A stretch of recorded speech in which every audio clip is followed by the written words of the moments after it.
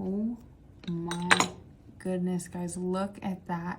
Okay, guys, we're going to start by getting our beefsteak tomatoes. We're going to cut the top off, and we're going to use a knife to go ahead and cut right around it and use a spoon to scoop out all of the insides. Now, keep the tops, though. Okay, guys, now that we have all of our tomatoes nice and gutted, we're going to go ahead and grab our string cheese. So this is 1 whole string cheese, and we're going to go ahead and cut it into 4 pieces and then put it right into our tomato, just like that, okay? We're gonna do this to all of our tomatoes, guys. As you can see, I am using the bigger tomatoes. These are considered beefsteak tomatoes.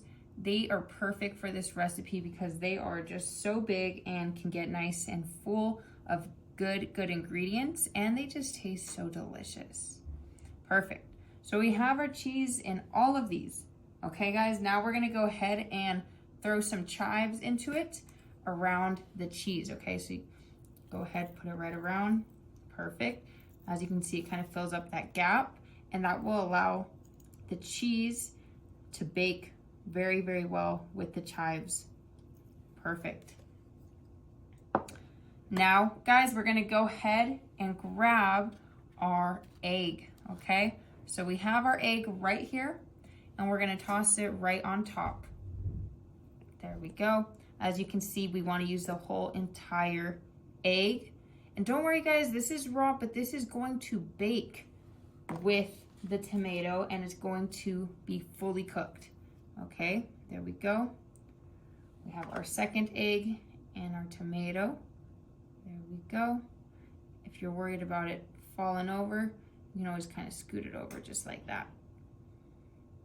Perfect. And last but not least, we have our third egg, which we'll place right on top. And I do my best not to let the yolk break. That way it can cook and you can see it when it's done. Now that we have all of these looking great, we're gonna go ahead and grab our salt. So we have our sea salt right here. We're gonna go ahead and grab a spoon, nice dry spoon, and we're gonna pour some salt into it. This allows you to cover your tomato with salt, but not over salt it. So I highly recommend using a spoon. You can even use your fingers if you want, but I found this being so much easier. Perfect. Alrighty. Now that we have our salt on there, we're gonna grab some pepper as well. Open this up, and we're gonna put some pepper all over this. Now, I highly recommend putting salt and pepper around the rim of the tomato as well. That will allow it to get even more seasoned, okay? Perfect. Okay, now guys, we're gonna go ahead and grab one of my favorite ingredients. We have some mayonnaise here. Yes, mayonnaise. So go ahead, open it up. I have the squeezy tube, and we're gonna go ahead and put a nice layer of mayonnaise. Perfect. That pretty much just covers all of the ingredients inside so far. There we go. Perfect. Now guys, remember, mayonnaise has egg and vinegar and deliciousness in it. So that's why this goes so perfect with this recipe, right? Now that we have that on there, we're gonna go ahead and we're gonna grab some more chives, okay? Open up those chives, and we're gonna put some right there, right on top of that mayonnaise. That way the chives can also bake with the mayonnaise and be so delicious. Oh my goodness, this smells so good. And now guys, we're gonna grab more cheese, but this time this is shredded mozzarella cheese. Get a nice handful, just like this. We're gonna go ahead and put it right on top of this, okay? On top of each one, okay? If you have some cheese falling over, that is totally okay. You can pick it up, put it right back on your tomato. Alrighty, we're gonna do it to this one as well. Perfect. Fantastic. And then of course we gotta top this one as well. Perfect. Now guys, this cheese goes so perfectly with this recipe. Mozzarella cheese with tomato. Oh my goodness, it's practically a pizza, right? Wrong, but this is so good, guys. I promise you guys. Okay, there we go. We have our mozzarella shredded cheese on there, and we're gonna go ahead and top it with our black pepper. Perfect. All right, guys, this is looking so good. We're gonna go ahead and grab our baking sheet now. Okay, guys, we have our baking sheet right here.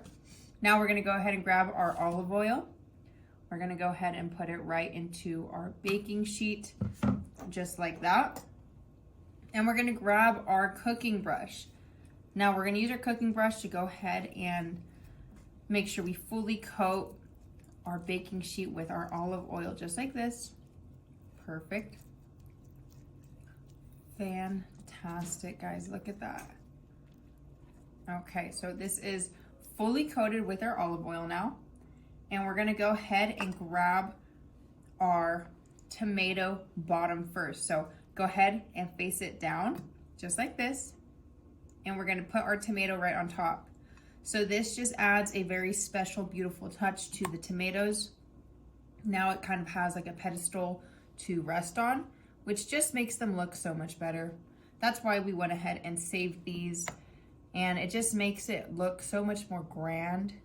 So I highly suggest that you go ahead and do the same. Now, if you have some extra cheese laying around, go ahead and just top it with it. Now that we have all these in here, I always like to go ahead and finish it and top it with a little bit of my garlic powder. We're gonna put it on just like that. Be careful because garlic powder comes out fast and you don't wanna make it too garlicky. And last but not least, we have our red chili flakes. Now guys, red chili flakes go so good on this. So go ahead and put some right on. It adds a little spice, adds a little more red color, and it just is so good. It pairs with pizza, pasta, and all kinds of veggies and goodies, right? Perfect.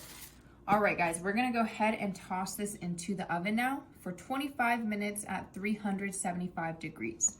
Okay, guys, these are nice and ready to go. We're gonna go ahead and plate them and cut right into one of them. Okay, guys, this is nice and ready to go. Look at how crispy the cheese is. Perfect. That's exactly how you want it to sound. You want it to be nice and crispy. That way, you know, it blends really well with the squishiness of the tomato and the goodies inside. Now, I'm gonna cut into this one, guys, just so you guys get a better idea of how it looks in there.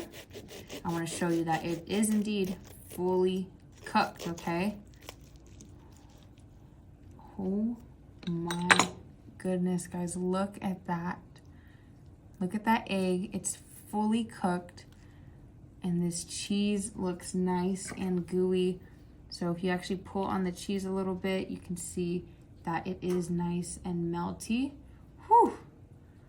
I hope you guys enjoy.